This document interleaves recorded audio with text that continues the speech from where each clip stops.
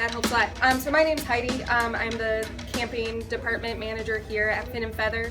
My history is I got into backpacking about 5 years ago, and I did the Appalachian Trail and about half of the Pacific Crest Trail. So I've done about 3,500 miles of backpacking. Not quite bushcrafting or survival things, but I do have a rough knowledge of how not to die outside. The main thing I'm going to talk about today are the 10 essentials, which is just kind of the basic checklist that you want to have anytime you're going out and about. It's something that's useful even if you're just taking a long car trip, if you're taking a day hike. Obviously, if you're going to the neighborhood park, you probably don't need a map and a compass, but it provides a good framework for different situations. Historically, it used to include a map and a compass as two of the separate different items. It got an update a few years ago because hardly anybody uses a map and a compass anymore, and they instead kind of lumped that into one basic thing called navigation. The most important thing about all of these things is that it's not enough just to have them, you kind of have to know how to use them, and it's awesome that you're practicing some of those skills now before you're in a situation where you might actually need them to survive longer. Navigation can mean your smartphone. Even if you are out of cell phone service, your GPS still roughly works. So having a cell phone with you can be a great tool. It can mean a map and compass. It can mean knowing how to use your wristwatch as a compass with the sun. It can mean just basically knowing that the sun rises in the east, sets in the west. Or it could just mean looking at the park map before you go out so that you know where there's a river, where there's trails, things like that. The most important thing that isn't on the 10 essentials list that I kind of want you to think about is your planning and your communication. Letting people know where you're going. If something happens to you and there's someone knowing to look for you coming back, that's a great way to stay safe. And knowing where you are and getting from one place to another doesn't help if you have a broken leg and you can't move, or if you're trapped somehow. So navigation. Maps usually will have topography showing you what the elevation is, and use them with a compass to find landforms, guide you from one place to another. They'll have water features, and you can tell from the lines in the lap how steep the terrain is. In Iowa, maps are kind of difficult to use unless you're using road maps, because you look out and you can't really see any mountains to go by. Out west it's a lot easier because you can kind of look and see, you know, there's a group of 3 peaks over there, there's a group of 1 peak over there, and use that as a framing. Lighting is the second thing on the 10 essentials list. Best thing you can do is have a headlamp. It's hands-free, they're pretty inexpensive. If you want a backup form of lighting, a second headlamp is a great option. Candles run out, they can blow out. Lanterns are often heavy and expire too, but headlamps get a lot of light, pretty small package. Headlamps will have a red light, which is pretty cool. That preserves your night vision. If you're ever walking around at night and you're worried about your light running out, you might use a red lamp, because when it does go out, you're not going to be pitch black and waiting 30 minutes for your eyes to readjust to the light. This is also a great option if you are eating outside with a bunch of friends and you don't want to blind them when you look them in the eye. It's also nice just if you want to keep a lower profile, you're getting up to go to the bathroom and you don't want everybody in camp to know what you're doing. This one's neat because it also has a green light and a blue light, and those are ones that mostly hunters use. Green can be really nice for reading maps at night. The contrast stands out a little bit more.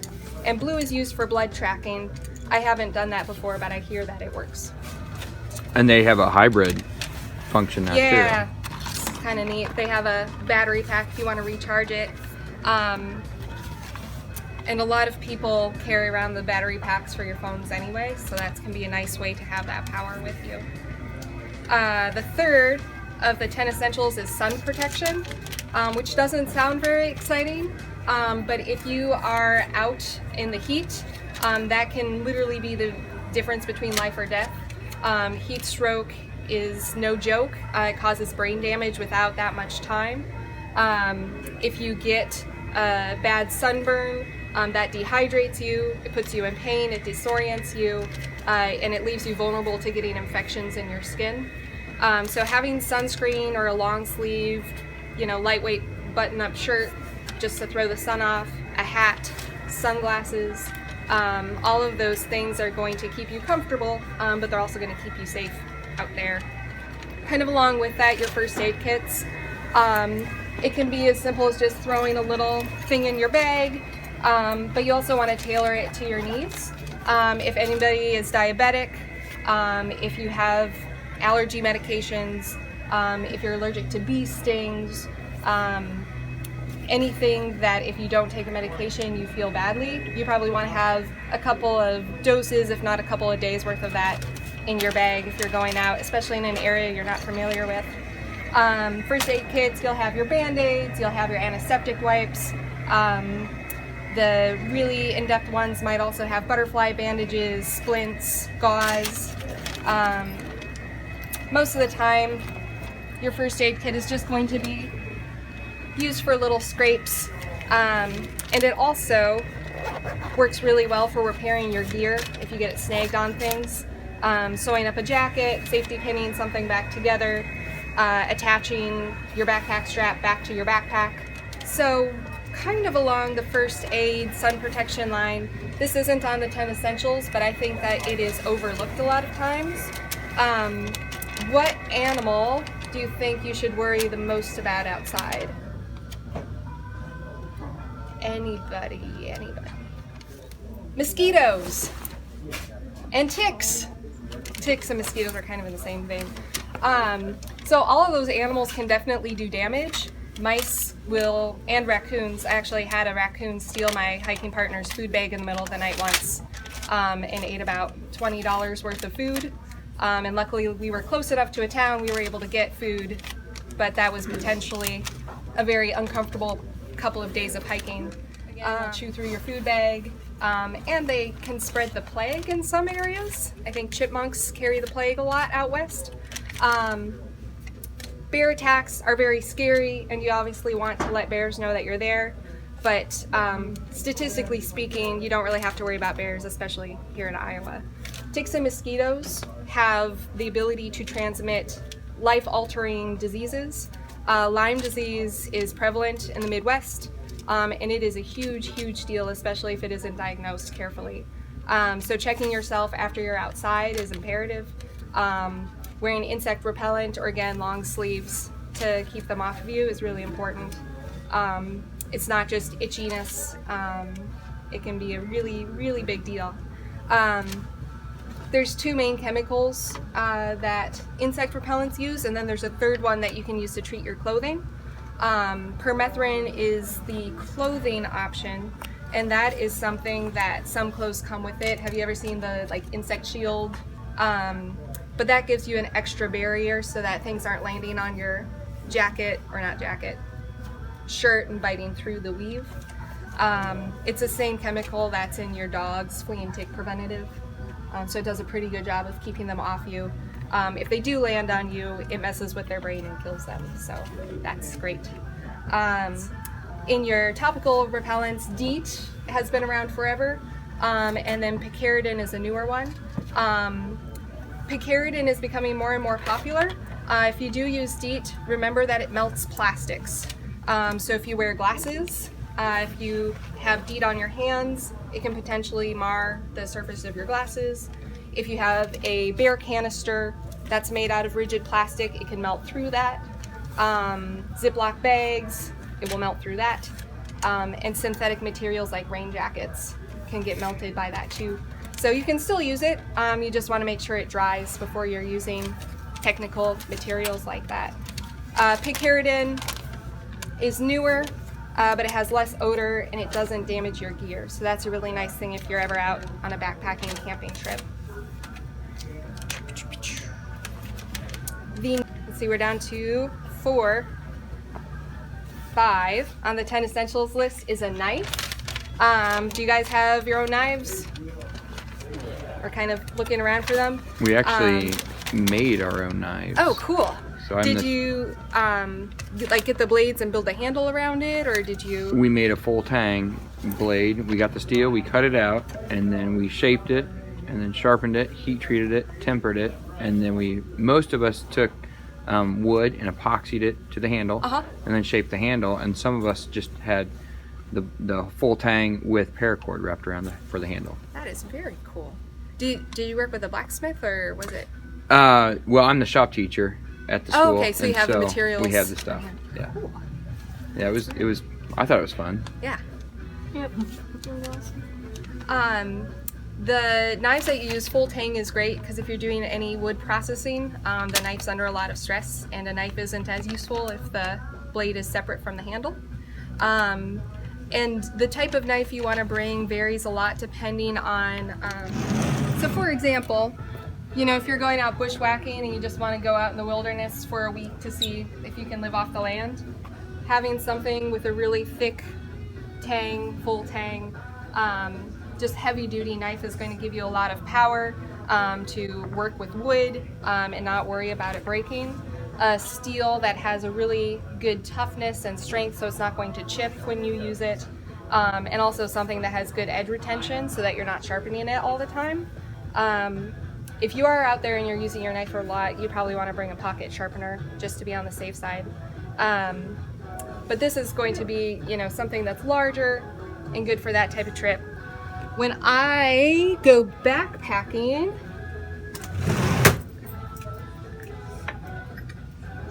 this is the only knife I bring because while I am outside, I'm bringing my food. I'm not hunting my food. I'm using a stove. You know, I'm not building a campfire. When I do occasionally need it, this is more than enough to cut cheese or sausage with. And the thing that I use the most, you know, are these little scissors. Those are really great for first aid. A lot of people will bring Leathermans or the bigger Swiss Army knives, just because you have a lot of extra functionality with that. But, you know, there's a lot of difference in what you're doing between these guys. So think about the type of trip you're taking and what you really need. Something in the middle, you know, where you might have just a beefy folding knife, you know, that you can stick in your pocket. It's there if you need it, but it's not, you know, a huge sword strapped to your hip if you don't need it. It's just a nice thing to have around. So. I also think knives are neat, so it's fun to have a knife for every purpose. Yes. This one isn't terrible in terms of practicality because it still just has a single edge, but something like this, where you have a dagger point, it's really not good for anything but stabbing things. If there is a bear will win, you know, unless you're very good at what you do. And so these are really cool, but in terms of outdoor specific skills, not super useful. Laws in Iowa, automatic knives are considered dangerous weapons, and so you do need a concealed carry permit in order to have them. Some states, like our neighbor Illinois, they are completely banned. And so if you do have knives that are kind of in that category, you just want to make sure you know the laws of where you're traveling to. And obviously airplanes. I've heard a lot of sad stories from people who forgot they had knives on them, who have lost them forever to TSA. So make sure you check your pockets before you go on trips. If you like your knife, check it or mail it, because otherwise it's pretty heartbreaking. Cool. This is like an EMT knife, and so this is a very practical knife specific to rescuing. It has the blunt tip so that if you are cutting someone out of something, you're not accidentally cutting them. The serrated edge is good for sawing through rougher surfaces. You have a whistle built in with that, and then you also have a window breaker in case you need to get someone out of a locked car. So those are kind of neat knives. Again, that I wouldn't take that out to process wood. But in terms of having something as if you're an EMT, or if you want something in the car just in case something happens, that's kind of a neat knife to have. It can be a poncho with string tied to the ends to make a tarp. So it can just be a tarp, it can be a bivvy, it can be a tent, it can be a shower curtain, it can be the skills to make your own primitive shelter out of sticks, where paracord might be useful in kind of binding that all together.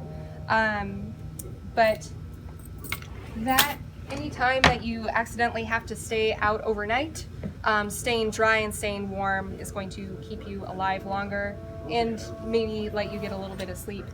Bivvy sacks are really great things to throw in your bag. They're lightweight. You can get one that's relatively inexpensive. They don't breathe very well, so you might wake up coated in sweat, which can be a little bit of a danger if it's cold outside. But worst case scenario, you're not soaked in rain, and it gives you some extra degree of warmth. There's a lot of really cool shelter tech out there. One of my favorite things like this can be really cool, where you have your rain gear poncho. Look how happy he looks, all warm and dry. He's got little hand pockets out there.